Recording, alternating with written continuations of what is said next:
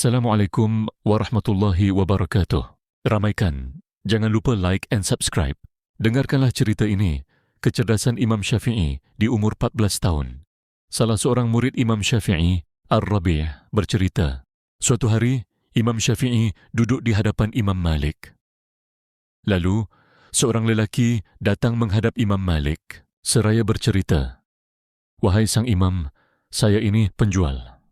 Burung merpati bersuara merdu. Dan hari ini saya berhasil menjual seekor merpati.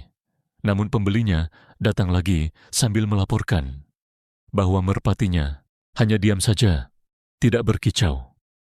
Kemudian kami bertengkar, hingga akhirnya saya bersumpah bahwa merpati yang saya jual ini tidak pernah berhenti berkicau.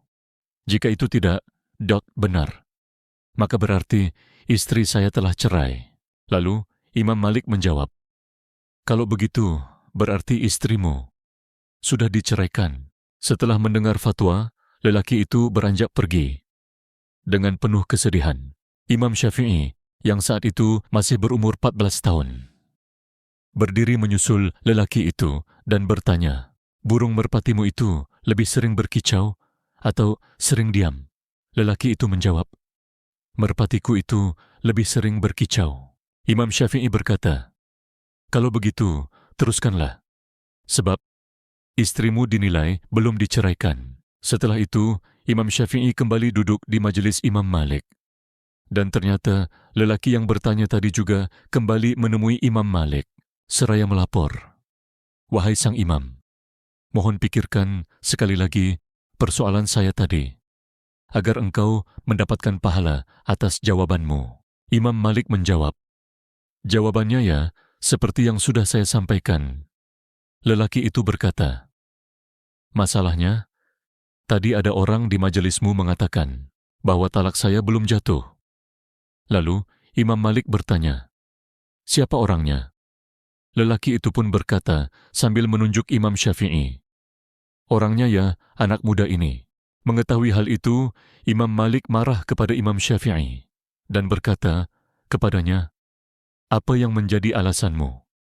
Imam Syafi'i pun menjawab, "Karena tadi saya sudah bertanya pada lelaki ini, apakah merpatinya lebih sering berkicau atau lebih sering diam? Lalu dia menjawab, merpatinya lebih sering berkicau."